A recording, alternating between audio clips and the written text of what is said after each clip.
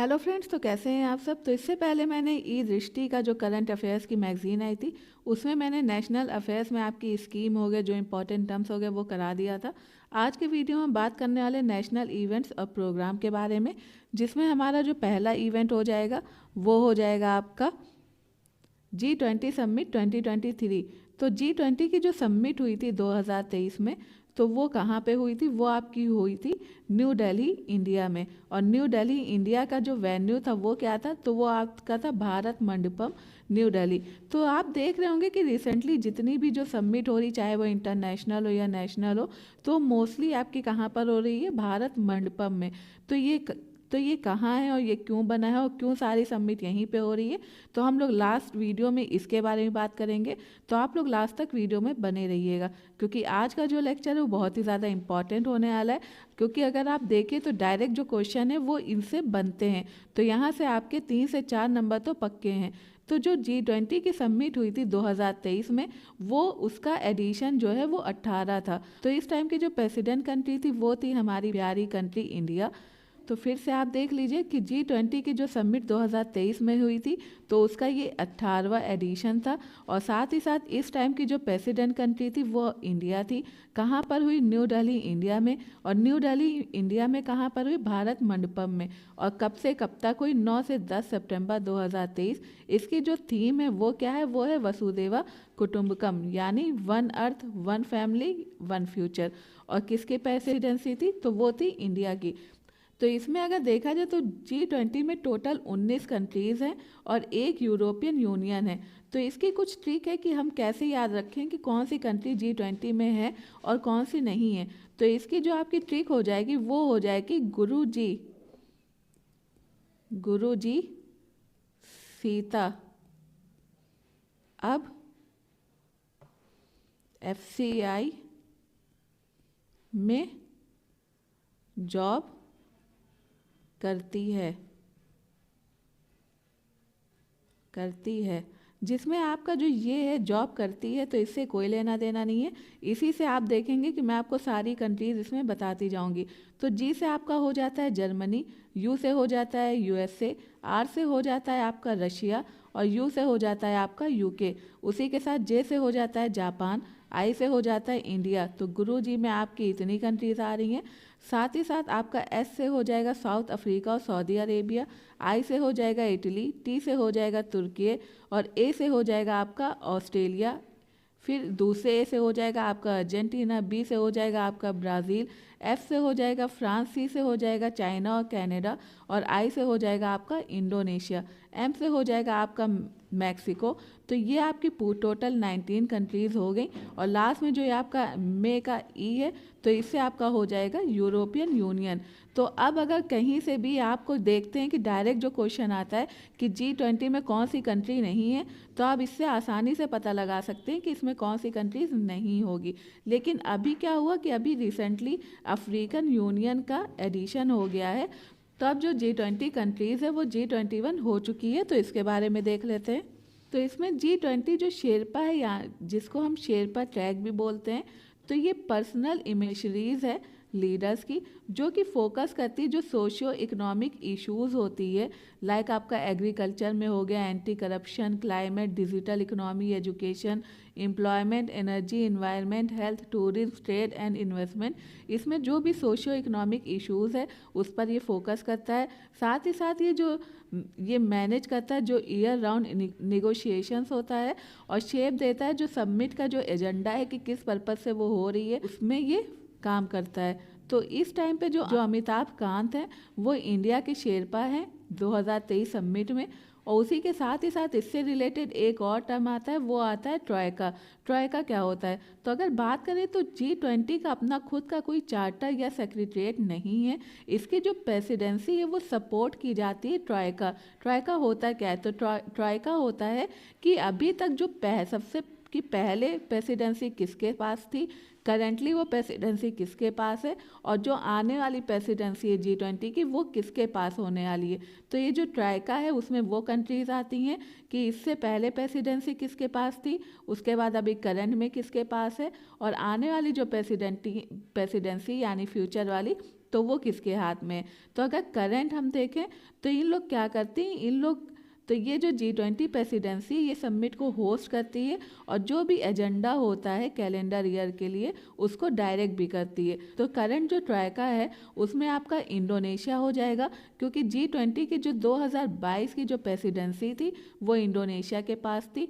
दूसरा आपका जो करंट में प्रेसिडेंसी है 2023 की वो आपकी इंडिया के पास है, और जो 2024 की प्रेसिडेंसी है वो आपकी ब्राज़ील के पास रहेगी। तो आपको कमेंट बॉक्स में बताना है कि जब ब्राज़ील अपनी प्रेसिडेंसी में G20 की सबमिट कराएगा तो वो G20 का कौन सा एडिशन होगा। और ये एक नॉन बाइंडिंग फोरम होता है, इसका डिसीज़न देखा जाए तो किसी पर भी लीगली बाइंड नहीं होता है। और जो इसकी मेंबर कंट्रीज़ है तो उनको अगर वो चाहें तो वो उन चीज़ों को इम्प्लीमेंट कर सकती हैं और चाहे तो इम्प्लीमेंट नहीं कर सकती, वो बाउंड नहीं होती हैं। उसके बाद कुछ की पॉइंट्स है कि इंडिया की जो G20 प्रेसिडेंसी है वो जो उसकी सेंट्रल थीम है, जैसा कि मैंने ऊपर भी बताया, वसुदेवा कुटुम्बकम या one earth one family one future के ऊपर डिपेंड करती है। और साथ ही साथ ये जो थीम है वसुदेवा कुटुम्बकम, तो ये कहाँ से लिया गया है, तो ये जो एशियन संस्कृत टेक्स्ट है महाउपनिषद, वहाँ से इस टर्म को लिया गया है। नेक्स्ट है कि जो लोगो है G20 का जो कि इंडिया के द्वारा चेयर किया जा रहा है, तो वो इंस्पायर है जो इंडिया का नेशनल फ्लैग है, लाइक आपका सेफ्रॉन हो गया, वाइट हो गया, ग्रीन हो गया, ब्लू हो गया, तो उनके कलर से। आपको कमेंट बॉक्स में बताना है कि इंडिया में नेशनल फ्लैग को कब अडॉप्ट किया गया था। और साथ ही साथ ये जो लोगो है वो लोटस को यानी कमल को अर्थ के साथ डिपिक्ट करता है, जो कि नेशनल फ्लावर है इंडिया का, और ये रिप्रेजेंट करता है ग्रोथ। जो देखा जाए इतने चैलेंजेस जो आ रहे हैं उसके बावजूद भी जो ग्रोथ देखने को मिल रही है उसको। इसमें जो 7 पेटल्स होते हैं लोटस के, तो वो रिप्रेजेंट करते हैं 7 कंटिनेंट्स को। 7 कंटिनेंट्स कौन कौन से होते हैं ये आपको कमेंट बॉक्स में बताना है। तो इसमें 7 कंटिनेंट्स होते हैं और जो 7 यूनिवर्सल म्यूजिकल नोट्स होते हैं वो। G20 की जो चेयरमैनशिप है तो वो इंडिया के लिए अमृत काल की बिगिनिंग भी है। साथ ही साथ इंडिया जो लिखा गया है G20 के लोगों के नीचे, तो वो देवनागरी स्क्रिप्ट में लिखा गया है। और Bangladesh, Egypt, Mauritius, Netherlands, Nigeria, Oman, Singapore, Spain and UAE जो है वो इसमें स्पेशल इन्वाइटीज़ है G20 समिट में, जो कि इंडिया की प्रेसिडेंसी में हुई है। तो अब बात करते हैं कि ये जो आउटकम्स आए हैं, मेजर आउटकम्स देखने को मिल रहे हैं, तो वो उसमें क्या हुआ, क्योंकि जाहिर सी बात है कोई मीटिंग हो रही तो उसका कुछ ना कुछ आउटकम्स आता है। तो इसमें क्या आउटकम्स निकल के आया, इसमें आया न्यू दिल्ली डिक्लेरेशन, जिसमें जो इंडिया है तो वो अचीव करेगी अपना अनएनिमस G20 leaders new Delhi declaration. और इसका जो एक और टर्म्स निकल के आया वो है ग्लोबल बायोफ्यूल्स अलायंस। तो एक इनिशिएटिव है जो कि इंडिया के द्वारा लिया गया है। इसका जो एम है वो एम है कि क्रिएट करना एक अलायंस गवर्नमेंट, इंटरनेशनल ऑर्गेनाइजेशन और इंडस्ट्री स्टेक होल्डर्स है उनके बीच में, ताकि जो बायोफ्यूल्स है उसके एडॉप्शन को प्रमोट किया जा सके। और जो ग्लोबल बायोफ्यूल्स अलायंस है तो ये लॉन्च की गई है 9 फाउंडिंग मेंबर के द्वारा, जिसमें आपकी इंडिया हो जाएगी, यूएसए है, ब्राज़ील है, अर्जेंटीना है, बांग्लादेश है, इटली है, मॉरिशस है, साउथ अफ्रीका है, और आप उसी के साथ ही साथ है यूएई। तो इसके द्वारा जो है इसको लॉन्च किया गया है। तो ये आपको पता होना चाहिए, क्योंकि डायरेक्ट क्वेश्चन बन सकते हैं इससे कि कौन सी कंट्रीज़ हैं जिसमें ये लॉन्च किया गया है। तो इसका जो आप देख सकते हैं, तो इसका भी आपको मैं ट्रिक बता दूं, इसकी ट्रिक हो जाएगी मिस यू बाबू। तो अगर आप इस ट्रिक को याद कर लेते हैं तो कभी भी कहीं किसी भी एग्ज़ाम में ये क्वेश्चन आएगा ही आएगा। तो आपको पता होगा कि अगर आप इस ट्रिक को याद कर लेते हैं तो आप आसानी से आपको याद हो जाएगा कि जो ग्लोबल बायोफ्यूल अलायंस है तो उसको किसने फाउंड किया है। तो इसमें आपका एम से हो जाएगा मॉरिशस, आई से हो जाएगा इंडिया, एस से हो जाएगा आपका साउथ अफ्रीका, यू से हो जाएगा आपका यूनाइटेड अरब एमिरेट्स, बी से हो जाएगा ब्राज़ील, ए से हो जाएगा अर्जेंटीना, फिर बी से हो जाएगा आपका बांग्लादेश और यू से हो जाएगा आपका यूएसए। तो ये ऐसी ट्रिक है जो आपको डायरेक्ट एग्जाम में 1 से 2 नंबर दिला सकती है। अब हम दूसरे उसकी बात कर लेते हैं कि और क्या आउटकम्स आया वो देख लेते हैं। उसके बाद इसमें बात हुई है India middle east Europe economic corridor, जिसको हम आईमेक भी कहते हैं शॉर्ट फॉर्म में, तो उसके बारे में। तो एक MOU साइन हुआ India, USA, Saudi Arabia, European union, UAE France, Germany और इटली के बीच में, जिसमें इस्टेब्लिश किया गया India middle east Europe economic corridor. तो इसका अगर हम शॉर्ट फॉर्म, इसकी अगर हम ट्रिक्स देख लेते हैं तो वो हो जाएगा CUGF। तो अगर जैसे बात किया जाए कि इंडिया मिडिल ईस्ट जो यूरोप इकोनॉमिक कॉरिडोर है IMEC, तो इसमें कौन कौन सी कंट्रीज़ है या किसके किसके बीच में ये साइन हुआ है, तो वो आपको पता होना चाहिए। तो इसमें अगर हम बात कर लें, S से आपका क्या हो जाएगा, S से हो जाएगा सऊदी अरेबिया, E से हो जाएगा यूरोपियन यूनियन, I से हो जाएगा आपका इंडिया, उसी के साथ आपका इटली, U से हो जाएगा आपका USA UAE, और आपका G से हो जाएगा जर्मनी और फ्रांस। तो ये आपको पता होना चाहिए कि इतनी कंट्रीज़ हैं जिसने ये साइन किया है। ये ग्लोबल जो इंफ्रास्ट्रक्चर इन्वेस्टमेंट है, तो ये उसकी पार्टनरशिप का पार्ट है, जो कि इंट्रोड्यूस हुआ था G7 समिट 2021 में। तो G7 में कौन कौन सी कंट्रीज़ है ये आपको कमेंट बॉक्स में बताना है। तो IMEC है क्या? IMEC एक सिग्निफिकेंट इंफ्रास्ट्रक्चर प्रोजेक्ट है जो कि कनेक्ट करता है इंडिया, मिडिल ईस्ट और यूरोप को एक साथ में, और ये इन्वॉल्व करता है जो ट्रांसपोर्ट कॉरिडोर्स है, चाहे फिर आपका रेलवे हो गया या सी लाइन्स हो गया, उसके डेवलपमेंट को। दूसरे जो इवेंट्स हुए थे जो कि इस समिट में से रिलेटेड है, वो कौन कौन से हुए थे? तो इसमें जो मीटिंग हुई थी जो कि G20 से रिलेटेड है, वो ऑर्गेनाइज हुई थी उत्तर प्रदेश के लखनऊ में, वाराणसी, आगरा और ग्रेटर नोएडा में। तो वो क्या क्या, वो भी देख लेते हैं। तो इसमें अगर देखा जाए 11-12 फरवरी 2023 को पहली G20 इम्पावर इंसेप्शन मीटिंग हुई थी जो कि ऑर्गेनाइज हुई थी आगरा में। और जो पहली G20 digital economic working group है, तो ये मीटिंग हुई थी इंडिया में। ये ऑर्गेनाइज कहाँ हुई थी? लखनऊ में। कब? 13 से 15 फरवरी 2023। और इसी के साथ ही साथ मिनिस्ट्री ऑफ कल्चर के अंतर्गत जो G20 कल्चर वर्किंग ग्रुप है, तो ये भी इंडिया की प्रेसिडेंसी में हुई थी। और G20 कल्चर मिनिस्टर मीटिंग जो है वो कहाँ हुई थी? वाराणसी में। कब? 26 अगस्त 2023 को। और उसके साथ ही साथ जो G20 डिजिटल इनोवेशन अलायंस है, तो 28 दिसंबर 2022 को हुआ था। उसमें यूनियन मिनिस्टर जो अश्वनी वैष्णव हैं, उन्होंने लॉन्च किया था G20 डिजिटल इनोवेशन अलायंस, जो कि इंडिया की G20 चेयरमैनशिप का एक पार्ट है। G20 डिजिटल इनोवेशन समिट जो है वो बेंगलुरु में हुई थी। और कब हुई थी? 17 से 19 अगस्त 2023 में। G20 में कुछ आर्ट एंड कल्चर, जो इंडियन आर्ट एंड कल्चर है उससे भी रिलेटेड कुछ चीज़ों को ऐड किया गया था, जिसमें है सबसे पहला है आपका भारत मंडपम, जो कि अनुभव मंडपम से इंस्पायर्ड है। उसी के साथ जो लॉर्ड नटराज है, जो कि चोला डायनेस्टी से रिलेटेड है, तो ब्रोंज स्टैचू को भी इसमें इंडिकेट किया गया। साथ ही साथ उड़ीसा का जो सन टेम्पल है, वहाँ का जो कोणार्क चक्र है उसको रिप्रेजेंट किया गया।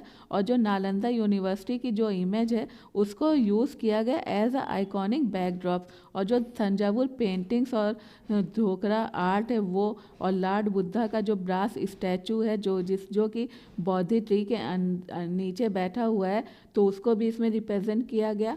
और साथ ही साथ जो डाइवर्सिफाई जो म्यूज़िकल हेरिटेज है, लाइक आपका हो गया हिंदुस्तानी, फोक, कार्नेटिक, डिवोशनल, उसको भी इसमें दिखाया गया। और G20 जैसा कि मैंने पहले भी बताया, अब वो G21 बन गई है, क्योंकि इसमें जो परमानेंट मेंबरशिप हो गई है किसकी? अफ्रीकन यूनियन की। अब हम बात करेंगे चंद्रयान 3 की। तो इसमें पूरा नहीं इम्पॉर्टेंट है, जो इम्पॉर्टेंट है हम उसके बारे में बात कर लेते हैं। कि रिसेंटली इंडिया जो है वो पहली ऐसी कंट्री बन गया है जिसने लूनर सरफेस के साउथ पोल पे लैंड किया है। और जो लैंडर है उसने लूनर साउथ पोल को 6:04 पर शाम को 23 अगस्त 2023 को उसे टच किया गया। उसके साथ ही साथ जो इंडिया है वो उन चारों कंट्रीज़ के एक एक्सक्लूसिव क्लब में शामिल हो गई है जिन्होंने इससे पहले अनचार्टेड जो सरफेस है लूनर की उस पर लैंड किया था, जिसमें आपका USA हो जाता है, सोवियत यूनियन हो जाता है और चाइना हो जाता है, जिन्होंने इसको इनकम्प्लीट किया था। तो अब हम देख लेते हैं चंद्रयान 3 के बारे में कि कब लॉन्च हुआ, ये है क्या, तो उसके बारे में सब देख लेते हैं। तो ये लॉन्च हुआ 14 जुलाई 2023 को। किसके द्वारा लॉन्च किया गया? इसरो के द्वारा। कहाँ से लॉन्च किया गया? सतीश धवन स्पेस सेंटर से। लैंडिंग डेट इसकी क्या है? तो वो है 23 अगस्त 2023 में। कहाँ पर लॉन्च किया गया? कहाँ के लिए लॉन्च किया गया? मून के साउथ पोल के लिए। बजट कितना था इसका? 615 करोड़। अगस्त 5 2023 में जो इसरो है उसने अपना कंप्लीट किया लूनर ऑर्बिट इंसर्शन यानी लॉय, और सक्सेसफुली जो है चंद्रयान 3 का जो स्पेस क्राफ्ट है मून की ऑर्बिट में, वो उसने सक्सेसफुली उसको वहाँ पे पुट किया। जो नेशनल स्पेस डे है तो वो भी डिक्लेयर हुआ इसी की वजह से, कब 23 अगस्त 2023। तो यहाँ पर आपके लिए इम्पॉर्टेंट हो जाता है। साथ ही साथ जो लैंडिंग साइट है चंद्रयान 3 की, यानी चंद्रयान 3 ने जहाँ पर वो लैंड किया उसने, तो वहाँ का नाम रख दिया गया शिव शक्ति, और चंद्रयान 2 ने जहाँ पर लैंड किया था उसका नाम रखा गया था तिरंगा पॉइंट। इस हिस्ट्री की बात करें कि जो लूनर का जो एक्सप्लोरेशन है उसकी हिस्ट्री क्या थी, तो 1959 की बात करें तो जो लूना 1 है जो कि सोवियत यूनियन का है, तो फर्स्ट स्पेस क्राफ्ट बना जो कि मून पर पहुंचा। उसी के साथ ही साथ 1968 में जो अपोलो 8 है तो उसने भी सक्सेसफुली जो है वो मून की ऑर्बिट में इंटर हुआ, और ये फर्स्ट मैन इसके स्पेस क्राफ्ट था जो कि वहाँ पे लॉन्च हुआ था। और जो अपोलो 10 है तो उसने भी मून में लैंडिंग की थी, कब, मई 1969 में। और जबकि जुलाई 1969 में अपोलो 11 जो है, जो कि मिशन है अमेरिका का, वो उसने पॉसिबल कराए ह्यूमन लैंडिंग को, जिसमें जो नील आर्मस्ट्रॉन्ग है वो ऐसे पहले पर्सन बने जिन्होंने मून पे वॉक किया। और स्मार्ट 1 जो है वो फर्स्ट लूनर मिशन था यूरोपियन स्पेस एजेंसी का, और चाइना का जो फर्स्ट लूनर मिशन था तो वो था आपका चांगई 1 जो कि लॉन्च हुआ था 2007 में। और फाइनली इंडिया ने भी इसको कर दिखाया, क्योंकि अभी देखा जाए तो साउथ पोल पे इन तीनों में से कोई भी कंट्री नहीं पहुंची थी, तो इंडिया ऐसी पहली कंट्री है जो कि साउथ पोल पर जिसने अपने स्पेस क्राफ्ट को लैंड कराया है। और इसमें जो लॉन्च व्हीकल जो मार्क 3 है LVM-3, तो उसके बारे में देख लेते हैं। तो LVM-3 जो है एक operational heavy lift launch vehicle है इसरो की, जिसने कंप्लीट किया अपना 6 कॉन्सिक्यूटिव सक्सेसफुल मिशन। और इसकी जो हाइट है तो वो है 43.4 मीटर, और जो लिफ्ट ऑफ उठाने की, जो लिफ्ट करने की इसकी कैपेसिटी है वो है 642 टन। और ये जो है 4th ऑपरेशनल फ्लाइट है LVM-3 की चंद्रयान 3। और इसने जो लॉन्च किया, क्या लॉन्च किया, चंद्रयान 3 को। की फीचर्स क्या है चंद्रयान 3 के, तो चंद्रयान 3 जो है वो कंसिस्ट करता है एक indigenous propulsion module, lander module. Lander name इसका क्या था, वो था विक्रम, और जो रोवर नेम है वो क्या है, प्रज्ञान, जिसका ऑब्जेक्टिव था कि डेवलप करना और डेमोन्स्ट्रेट देना जो न्यू टेक्नोलॉजीज़ है जिनको इंटरप्लेनेटरी मिशंस के लिए ज़रूरत है जिनकी, तो उनके लिए। साथ ही साथ इसका जो प्रपल्सन मॉड्यूल था तो उसने लैंडर को कैरी किया, और साथ ही साथ जो रोवर है उसको भी कहाँ, ऑर्बिट में उसको इंजेक्ट किया, और कहाँ तक, 100 किलोमीटर लूमर ऑर्बिट तक। उसी के साथ ही साथ इसने स्पेक्ट्रो पॉलीरिमेट्री जो हैबिटेबल प्लेनेटरी अर्थ है, जिसको हम शॉर्ट फॉर्म में शेप कहते हैं, उसको भी कैरी किया, जो कि स्टडी करेगा जो स्पेक्ट्रल और जो पैलीमेट्रिक मेजरमेंट है अर्थ का लूनर ऑर्बिट से उसको। और लूनर पेलोड जिसका जो अगर हम वज़न देख लें, जो मास देख लें, तो वो है 1749.86 किलोग्राम, और जो पावर है उसकी वो 738 वाट है। रंभा LP ये लॉगम्यूर प्रोब है जो कि मेज़र करती है सरफेस के नियर जो प्लाज्मा है, यानी आपका आयंस और इलेक्ट्रॉन की जो डेंसिटी है उसको, और जो टाइम के साथ वो चेंज होता है उसके बारे में पता लगाती है। साथ ही साथ आपका चेस्ट हो जाता है, यानी चंद्रा का जो सरफेस थर्मो फिजिकल एक्सपेरिमेंट है वो, उसके साथ आपका इल्सा भी है जो कि हो जाता है इंस्ट्रूमेंट फॉर लूनर सीज्मिक जो एक्टिविटी है उसके बारे में बताएगा। उसके साथ ही साथ इसमें अगर रोवर जो पेलोड्स है उसका जो वेट है, जो मास है वो है 26 kg, पावर इसकी 50 जो वॉट है वो।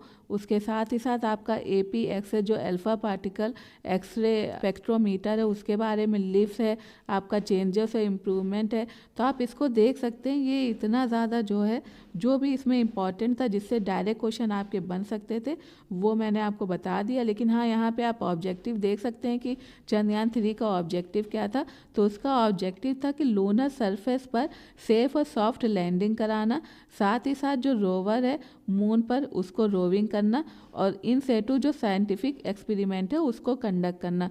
तो ये इसके ऑब्जेक्टिव थे। और यहाँ पे आप देखेंगे कि किस तरह से पूरा कंपेयर करके दिखाया गया चंद्रयान 1, चंद्रयान 2 और चंद्रयान 3 को लॉन्च किया। जो है चंद्रयान 1 आपका लॉन्च हुआ था 2008 में।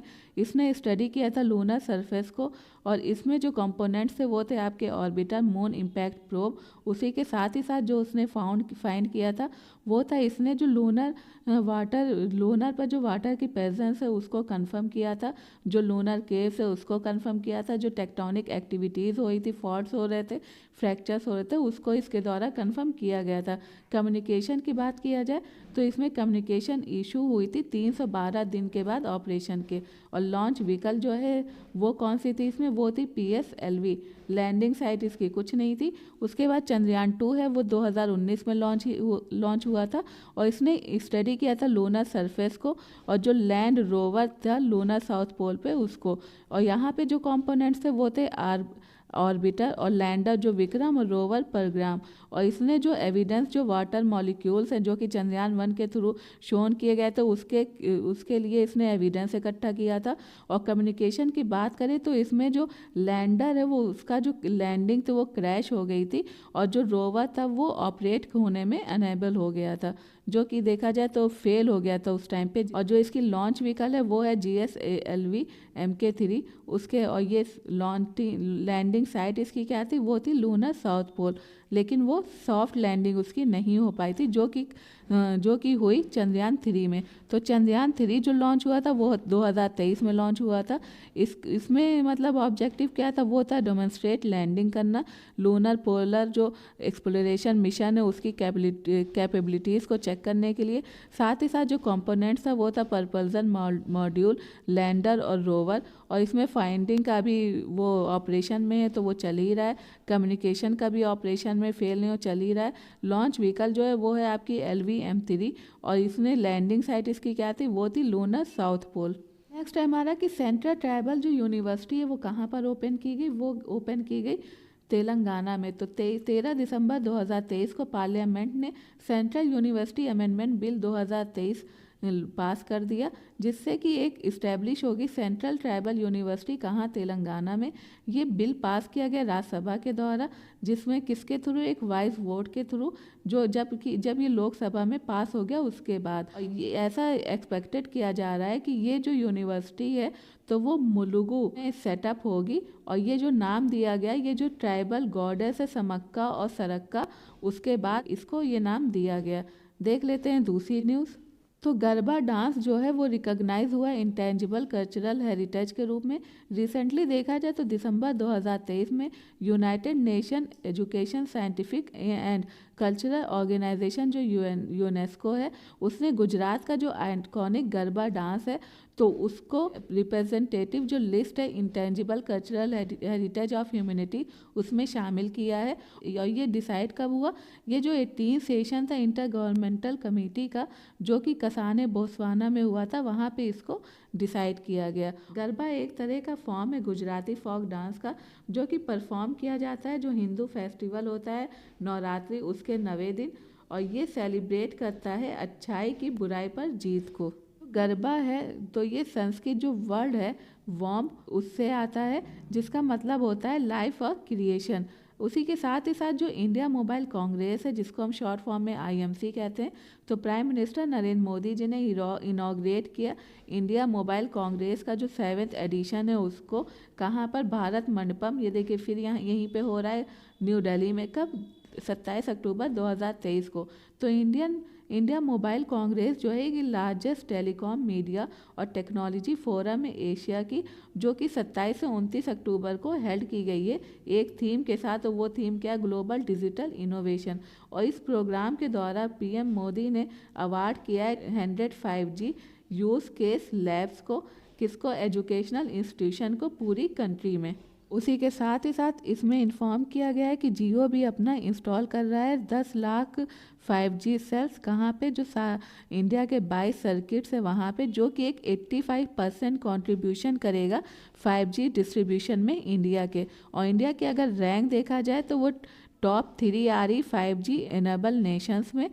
फिर नेक्स्ट न्यूज़ हमारी हो जाएगी कि इंडियाज़ के जो first regional rapid transit system है यानी RRTS, उसके बारे में।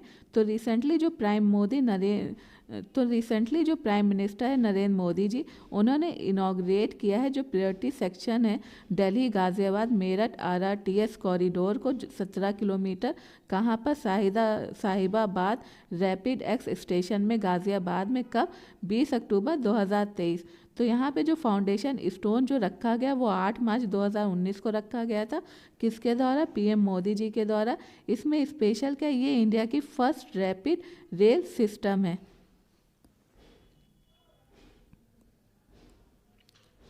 और RRTS जो है कि new rail base semi high speed high frequency transit system है, जो कि स्पीड जो देखा जाए तो हर घंटे पर आवर ये 180 किलोमीटर तक की जो स्पीड है वो अटेंड कर सकता है। और प्रधानमंत्री जी ने इसको हरी झंडी दिखाई, किसको? नमो भारत रैपिड एक्स ट्रेन को, जो कि कनेक्ट करती है साहिबाबाद को दिहाई डिपोट से। और ये मार्क करता है जो लॉन्च है rapid regional rapid transit system को इंडिया में उसको। और प्राइम मिनिस्टर नरेंद्र मोदी ने पर्सनली ट्रैवल किया रीजनल रैपिड ट्रेन जिसका नाम था नमो भारत। तो Amrit Bharat railway station scheme क्या है? तो इस स्कीम का एम है कि इन्हेंस करना रेलवे स्टेशन को मॉडर्नाइज करने के लिए, कहाँ पर? किसके थ्रू? इंडियन रेलवे नेटवर्क के थ्रू। और ये जो स्कीम है करंटली जो है इसका जो इंटेंशन है वो है अपग्रेड करना और मॉडर्नाइज करना 1275 जो स्टेशन है पूरी कंट्री में इंडियन रेलवे सिस्टम में उसको। उसके साथ ही साथ ये लॉन्च कब हुआ था? ये लॉन्च हुआ था फरवरी 2023 में। किसके द्वारा? मिनिस्ट्री ऑफ रेलवे के द्वारा। नेक्स्ट है travel for life and best tourist village award 2023। तो मिनिस्ट्री ऑफ टूरिज्म है, मिनिस्ट्री ऑफ टूरिज्म इंडिया जिसने होस्ट किया था अपना पहला और 46 पैसिफिक एशिया ट्रैवल एसोसिएशन जिसको कहते हैं पैटा ट्रैवल मार्ट 2023। कहाँ पर? न्यू दिल्ली में। कब? अक्टूबर 2023 में। तो इससे पहले अगर देखा जाए तो ये जो ओकेज़न हुआ था वर्ल्ड टूरिज्म डे पर, जो कि मनाया जाता है 27 सितंबर में, किसके अंतर्गत? मिनिस्ट्री ऑफ टूरिज्म उसने ऑर्गेनाइज किया था ग्लोबल लॉन्च किसका? ट्रैवल फॉर लाइफ के लिए। तो ये जो ग्लोबल लॉन्च हुआ था ट्रैवल फॉर लाइफ का, तो ये कहाँ पर हुआ था? ये भी आपका हुआ था भारत मंडपम न्यू दिल्ली में। कब हुआ था? 27 सितंबर को। क्या होता है 27 सितंबर को? World tourism day. हाइलाइट्स अगर देख लेते हैं तो वो ये है कि ट्रैवल फॉर लाइफ जो है ये एक सेक्टोरल प्रोग्राम है, किसके अंतर्गत? मिशन लाइफ के अंतर्गत, जो कि टारगेट करता है टूरिज्म सेक्टर को।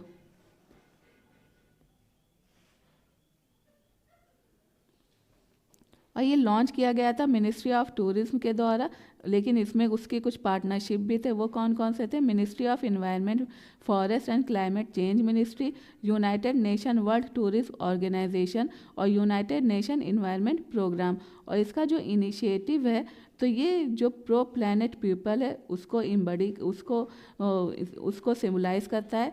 साथ ही साथ इसमें जो फंडामेंटल प्रिंसिपल है लिविंग को लेकर, तो उसको भी ऑपरेट करता है कि प्लैनेट में लोगों की जो लाइफ स्टाइल है वो क्या होनी चाहिए, कि लोगों की लाइफ स्टाइल प्लैनेट के लिए प्लैनेट की life style of the planet for the planet और बाय द प्लैनेट। तो यह आपके लिए इम्पॉर्टेंट हो जाता है, यह आपको पता होना चाहिए। उसके साथ ही साथ बेस्ट टूरिज्म विलेज की बात करें 2023 में, तो बेस्ट टूरिज्म विलेज जो कंपटीशन है वो 16 फरवरी 2023 को हुआ था, जिसमें रिकॉग्नाइज करना था और प्रमोट करना था जो एक अच्छा टूरिज्म विलेज पूरे इंडिया में है उसको। तो अगर देखा जाए तो 35 रूरल टूरिज्म विलेज जो हैं वो रिकॉग्नाइज किए गए हैं, जिसको कुछ कैटेगरी में डिवाइड किया गया, जो कि आपका हो जाता है गोल्ड, सिल्वर और ब्रॉन्ज कैटेगरी। तो गोल्ड में आपके 5 गांव आते हैं, सिल्वर में आपके 10 गांव आते हैं, और आपके जो ब्रॉन्ज है उसमें 20 जो गांव हैं उनको लिया गया है। तो हम देख लेते हैं गोल्ड कैटेगरी में कौन कौन से गांव हैं। तो वो है आपके दावर जो कि जम्मू एंड कश्मीर का गांव है। उसके बाद आपका हो जाता है सरमौली जो कि उत्तराखंड का गांव है।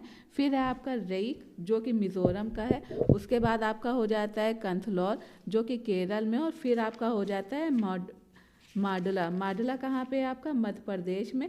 तो इसके लिए भी कुछ ट्रिक है जो कि आपका हो जाएगा डॉक्टर SK मैम। इसके जो ट्रिक है आपकी वो हो जाएगी डॉक्टर SK मैम, जिसमें D से आपका हो जाएगा दावर जो कि जम्मू एंड कश्मीर में आर से हो जाएगा आपका रीक जो कि मिज़ोरम में, एस से हो जाएगा आपका सरमौली जो कि उत्तराखंड में, के से आपका हो जाएगा कंथलौर जो कि केरल में, और एम से हो जाएगा आपका माडला जो कि मध्य प्रदेश में। तो ये आपको पता होना चाहिए। नेक्स्ट है हमारा स्वच्छ वायु सर्वेक्षण अवार्ड 2023। तो union environment forest and climate change जो मिनिस्ट्री है, जो कि भूपेंद्र यादव उसके मिनिस्टर हैं, तो उन्होंने 7 सितंबर 2023 को अनाउंस किया स्वच्छ वायु सर्वेक्षण क्लीन एयर सर्वे, कहाँ, भोपाल मध्य प्रदेश में। तो स्वच्छ वायु सर्वेक्षण जो है ये एक इनिशिएटिव है जो कि ministry of environment forest and climate change के द्वारा लिया गया है।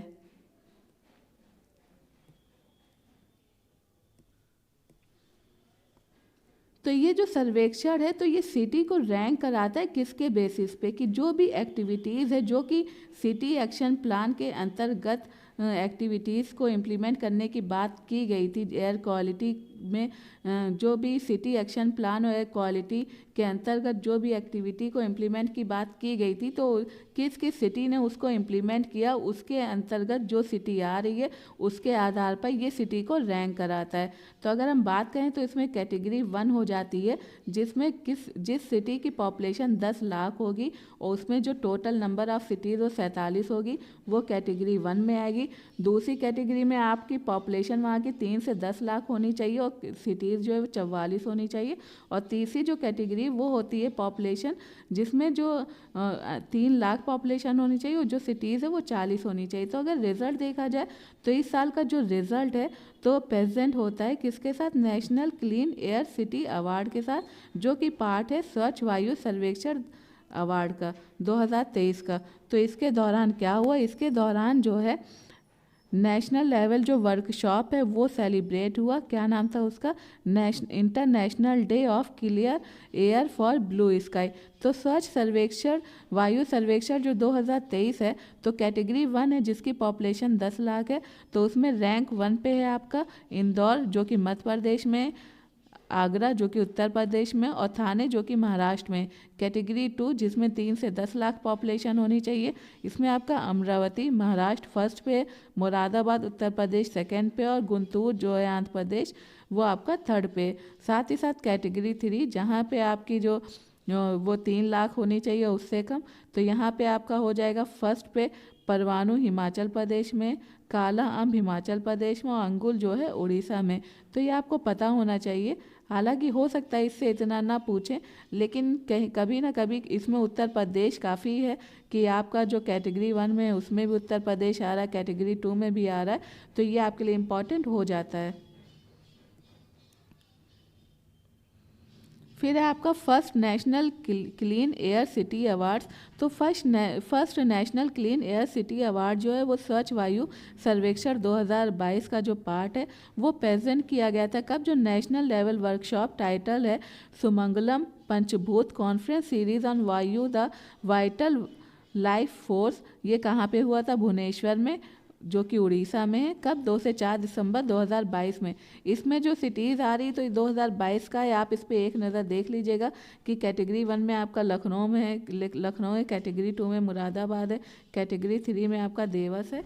तो ये आपके लिए कुछ इतना इम्पॉर्टेंट नहीं है, लेकिन आप एक नज़र इसको देख लीजिएगा। उसके बाद जो होयसाला टेम्पल्स है तो वो इंडिया का 42 यूनेस्को वर्ल्ड हेरिटेज साइट बन गया है। तो अगर देखा जाए तो ये जो अचीवमेंट है शांति, ये अचीवमेंट कब हुई, शांति निकेतन जो कि 41 हेरिटेज साइट थी यूनेस्को की, जो कि वेस्ट बंगाल में है, तो उसको यूनेस्को वर्ल्ड हेरिटेज लिस्ट में ऐड किया गया था। अब उसके बाद जो होयसाला टेम्पल्स है उसको यूनेस्को के वर्ल्ड हेरिटेज साइट में ऐड किया गया, और ये कितने नंबर की साइट है, ये आपकी है 42 नंबर की। तो इसमें क्या क्या इंपॉर्टेंट है हम वो देख लेते हैं कि होयसाला जो टेम्पल्स है वो 12 से 13 सेंचुरी में बिल्ट हुआ था, और इसके जो 3 कंपोनेंट्स है वो रिप्रेजेंट होते हैं कहाँ कहाँ पे, जो आपका बेलूर है, हालेबीद है, और सोमनाथपुरा है। और इसके जो आर्किटेक्चर है वो कंबाइन करते हैं इंडिया की, नॉर्थ की जो इंडियन नागरा और साउथ की इंडियन द्रविडियन स्टाइल्स को।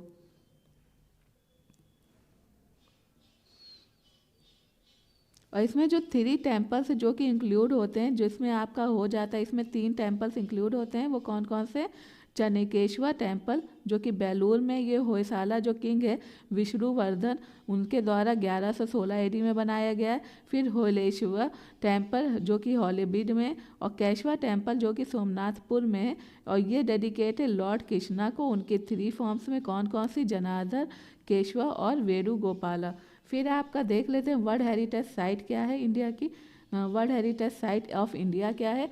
तो ये इंडिया जो है, ये इसका जो 6th हाईएस्ट नंबर है वर्ल्ड हेरिटेज साइट में पूरे वर्ल्ड में, क्योंकि इंडिया की अभी तक 42 जो साइट है वो इसमें शामिल हो चुकी है। और नंबर 1 पे आपका इटली है, क्योंकि इटली की जो 58 साइट है वो इसमें शामिल हो चुकी है। जैसा कि मैंने बताया कि जो टोटल वर्ल्ड हेरिटेज साइट है इंडिया की वो 42 है टोटल। उसमें जो कल्चरल हेरिटेज साइट है वो 34 है, और जो नेचुरल हेरिटेज साइट है वो 7 है। अगर मिक्स हेरिटेज साइट की बात करें तो वो है आपका कंचनजोंगा जो कि नेशनल पार्क है सिक्किम में। और पहली जो वर्ल्ड हेरिटेज साइट थी इंडिया की वो कौन सी थी?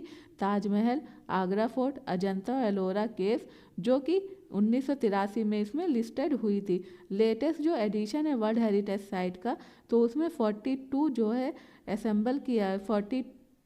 42 नंबर पर होयसाला टेम्पल्स को लिया गया, और 41 2023 में 41 साइट के रूप में शांति निकेतन को लिया गया।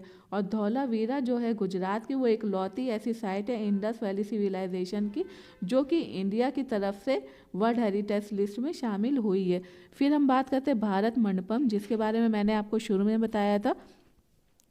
तो 26 जुलाई 2023 को प्राइम मिनिस्टर नरेंद्र मोदी जी ने इनॉग्रेट किया 2700 करोड़ रुपए का जो भारत मंडपम है, जो कि 53,399 स्क्वायर मीटर में प्रगति मैदान कॉम्प्लेक्स में, तो वहाँ तो उसको पूरा किया गया। और ये किस लिए और इसको पूरा किया गया, और पूरा होने के बाद इसको हैंडओवर कर दिया गया जो मिनिस्ट्री ऑफ एक्सटर्नल अफेयर्स है, किसके लिए? सबमिट के लिए। तो जो भारत मंडपम ये एक इंटरनेशनल एग्जीबिशन कम कन्वेंशन सेंटर कॉम्प्लेक्स है। और ये जो टर्म है भारत मंडपम, तो ये इसकी अगर जड़ देखा जाए ये कहाँ से लिया गया? तो अनुभव मंडपम का जो आइडिया है लॉर्ड बसवेश्वरा से लिया गया, जिसका जो मतलब होता है वो है पवेलियन फॉर पब्लिक सेरेमनी। और ये जो कॉम्प्लेक्स है तो ये डेवलप्ड हुआ है इंडिया के लार्जेस्ट माइस के रूप में, यानी meeting incentives conference and exhibition destination के रूप में। और इसके जो आर्किटेक्चर है भारत मंडपम के, तो ये जो है आर्किटेक्ट जो इसका ड्राइव हुआ है वो हुआ है आपका शंख से, यानी कॉन्च शेल से। तो आज के वीडियो में हमने जो भी नेशनल इवेंट्स और सबमिट हुए थे 1 जनवरी 2023 से लेकर 10 जनवरी 2024 तक, तो उसको कवर किया है। नेक्स्ट वीडियो में हम इसके आगे के टॉपिक को कवर करने वाले। तो तब तक के लिए अपना ख्याल रखें, पढ़ते रहें। Thank you, bye bye.